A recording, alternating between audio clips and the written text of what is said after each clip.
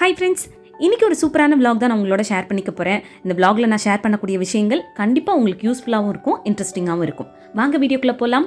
Welcome to me and my life. நான் உங்கள் பிரியா. இந்த vlog பார்த்தீங்கன்னா அக்ஷய திருதியை அன்னைக்கு, அதாவது May 10th எடுத்தது. ஸோ அன்னைக்கு மார்னிங் அக்ஷய திருதியை நாளில் வந்து ஒரு சின்ன பூஜை எப்போவுமே பண்ணுவேன். ஸோ அதுக்கு தேவையான விஷயங்களை எடுத்து வச்சுட்டு இருந்தேன். அன்றைக்கி உப்புக்கல்லும் விரலி மஞ்சளும் எப்பவும் சாமிக்கு வச்சு கும்பிடுவேன். எனக்கு பொதுவாக அன்னைக்கு தங்கம் வாங்கினாதான் வீட்டில் தங்கம் சேரும் அப்படின்றதுல பெருசாக நம்பிக்கையெல்லாம் கிடையாது.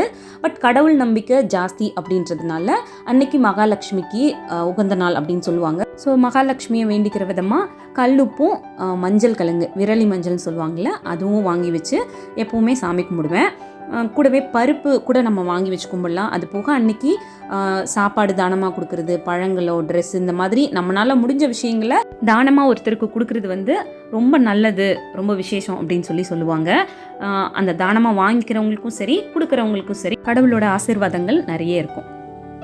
ஸோ இந்த பூஜை முடிச்சதுக்கப்புறம் பார்த்தீங்கன்னா மார்னிங் பிரேக்ஃபாஸ்ட் ரெடி பண்ணணும். இன்றைக்கி மார்னிங் பிரேக்ஃபாஸ்ட் பார்த்தீங்கன்னா நம்ம வீட்டில் எல்லா காய்கறியும் சேர்த்து சாம்பார், சட்னி, அதுக்கப்புறம் வெண்பொங்கல், வடை இதெல்லாம் தான் ப்ரிப்பேர் பண்ண போகிறேன். அது முடிச்சுட்டு சின்ன சின்ன க்ளீனிங் ரொட்டீன் வேலைகள்லாம் இருக்குது.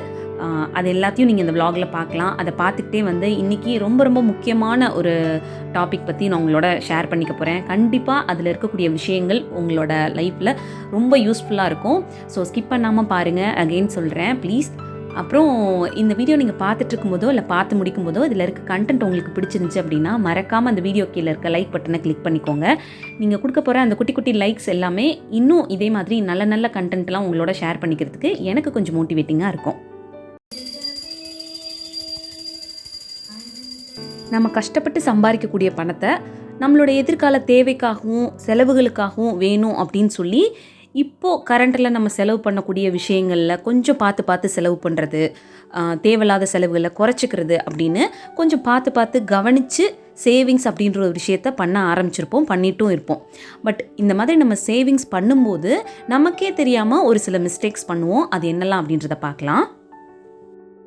பணத்தை சேமிக்கணும் அப்படின்னு நினைக்கும் போதோ இல்லை சேமித்து வச்சுட்டு இருக்கும்போதோ நம்ம ஃபர்ஸ்ட் பண்ணக்கூடிய மிஸ்டேக் என்ன தெரியுமா? நம்ம வீட்டில் இருக்கவங்களோட பணம் சேவ் பண்ணுறதை பற்றி கம்யூனிகேட் பண்ணாமல் இருக்குது.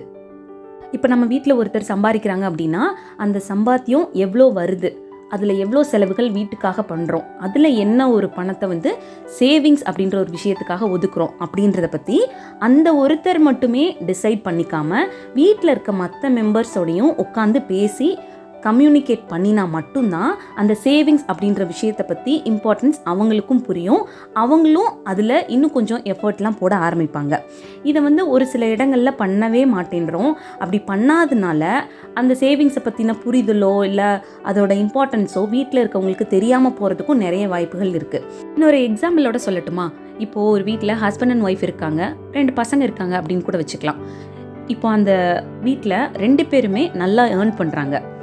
அந்த வீட்டோட எக்ஸ்பென்சஸ் எவ்வளோ அப்படின்றது 2 பேத்துக்குமே நல்லாவே தெரியும். இப்போ இந்த 2 பேருமே என்ன பண்ணலாம் அப்படின்னா, 2 பேரும் ஒவ்வொரு மாதமும் சேலரி வந்ததுக்கப்புறம் உட்காந்து என்னோட சேலரி இவ்வளோ வந்திருக்கு, உங்களுக்கு இவ்வளோ வந்திருக்கா, சரி இதில் நம்ம வீட்டோட எக்ஸ்பென்சஸ் இவ்வளோ இருக்குது, இதில் எந்தெந்த விஷயங்களை நம்ம கண்ட்ரோல் பண்ணிக்கலாம், எந்த விஷயத்தை நம்ம அவாய்ட் பண்ணலாம் அப்படின்றதெல்லாம் பேசிட்டு இதிலிருந்து இவ்வளோ பணத்தை நம்ம சேவிங்ஸ்க்குன்னு மாதம் மாதம் நம்ம தனியாக எடுத்து வச்சிடலாம் அப்படின்றத பற்றி டிஸ்கஸ் பண்ணி அந்த சேவிங்ஸ் அப்படின்ற ஒரு விஷயத்தை பண்ணும்போது அது ரொம்ப ஹெல்தியான வேலை. நிறைய சேவிங்ஸும் அங்கே சேரும். ப்ளஸ் தேவையில்லாத எக்ஸ்பென்சஸ் தனித்தனியாக வீட்டுக்குள்ளே இருக்கவங்க என்ன வருமானம் வருதுன்னே தெரியாமல் தேவையில்லாத செலவுகள் பண்ணுறத அவாய்ட் பண்ணுறதுக்கும் இது ரொம்ப ஹெல்ப் பண்ணும். ஏன்னா ஒவ்வொருத்தரோட இன்கம் என்ன அப்படின்றது தெரியுது, ப்ளஸ் வீட்டோட செலவுகள் என்ன அப்படின்றது எல்லாருக்குமே தெரியுது. அப்படின்றப்போ அங்கே சேவிங்ஸ் அப்படின்ற ஒரு விஷயத்துக்கு வீட்டில் இருக்கவங்க எல்லாருமே கொஞ்சம் இம்பார்ட்டன்ஸும் கொடுக்க ஆரம்பிப்பாங்க. தேவையில்லாத செலவுகளை அவாய்ட் பண்ணவும் செய்வாங்க. இதோட அவங்களோட குழந்தைங்கிட்டையுமே அந்த சேவிங்ஸ் பற்றின இம்பார்ட்டன்ஸை அடிக்கடி அவங்க சொல்லிகிட்டே இருக்கணும். ஒவ்வொரு பொருள் அவங்க கேட்கும்போது இவங்க வாங்கி கொடுத்தாங்க அப்படின்னாலும் அந்த பொருள் எப்படி வருது, அதுக்காக அப்பா அம்மா எவ்வளோ நேரம் டைம் ஸ்பெண்ட் பண்ணுறோம், அதை எவ்வளோ கஷ்டப்பட்டு அந்த பணத்தை ஏர்ன் பண்ணுறோம் அப்படின்ற இம்பார்ட்டன்ஸையும் அவங்களுக்கு சொல்லும்போது அந்த சேமிப்போட முக்கியத்துவம் அவங்க சின்ன வயசுலேருந்தே புரிஞ்சுக்க ஆரம்பிப்பாங்க. அவங்களும் சேவிங்ஸ் அப்படின்ற ஒரு விஷயத்தில் இன்ட்ரெஸ்ட் காட்ட ஆரம்பிப்பாங்க. ஸோ இப்போ உங்களுக்கு ஒரு கிளாரிட்டி கிடச்சிருக்கும் அப்படின்னு நினைக்கிறேன். பணம் விஷயமா வீட்டில் இருக்கவங்களோட இந்த மாதிரி கம்யூனிகேட் பண்ணும்போது நமக்கு என்ன பெனிஃபிட் கிடைக்கும் அப்படின்னு.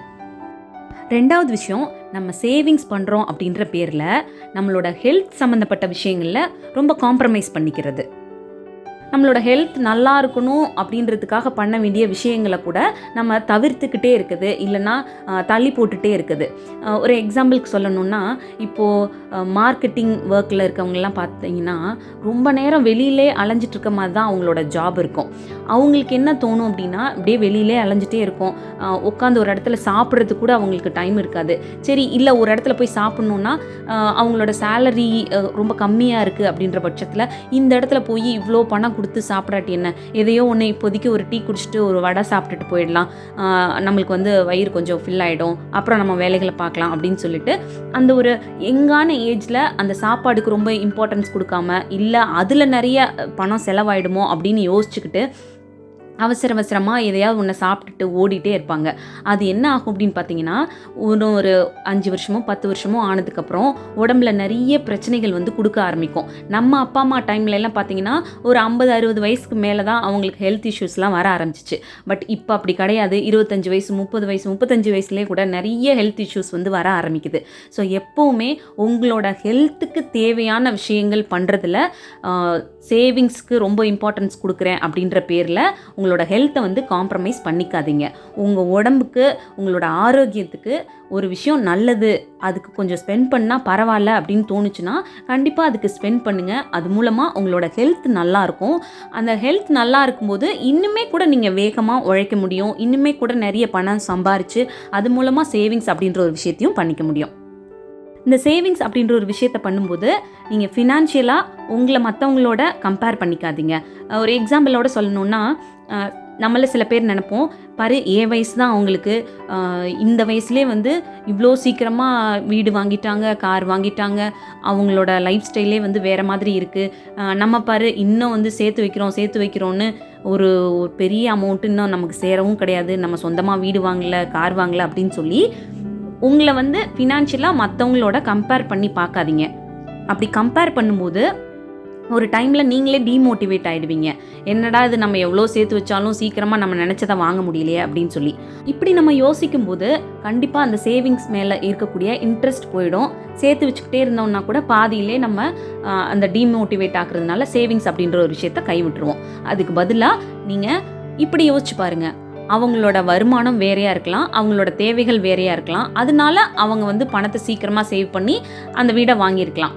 நீங்களும் உங்களோட கோல் என்ன அப்படின்றத மட்டும் யோசிங்க. யாரோடையும் உங்களை நீங்கள் ஃபினான்ஷியலாக கம்பேர் பண்ணிக்காதீங்க. உங்களுக்கு என்ன தேவை, அதுக்காக நீங்கள் என்ன பண்ணணும் அப்படின்றத மட்டும் யோசித்து நீங்கள் சேவிங்ஸ் அப்படின்ற ஒரு விஷயத்தை பண்ணிங்கன்னா கண்டிப்பாக நீங்கள் நினச்ச விஷயத்தை சீக்கிரமே அடைவீங்க. ஸோ அவ்வளோதான், இந்த வீடியோ இதோட முடியுது. இந்த மாதிரி சின்ன சின்ன மிஸ்டேக்ஸை நம்ம சேவிங் பண்ணும்போது அவாய்ட் பண்ணாலே போதும். சேவிங்ஸ் அப்படின்ற ஒரு விஷயத்தை நம்ம நல்லபடியாகவே பண்ண முடியும். அது மட்டும் இல்லாமல் அது நமக்கு பேர்டனாகவும் இருக்காது. இந்த வீடியோ பிடிச்சிருந்தா மறக்காமல் லைக் பண்ணுங்கள். இன்னொரு வீடியோவில் நான் உங்களை மீட் பண்ணுறேன். தேங்க்யூ.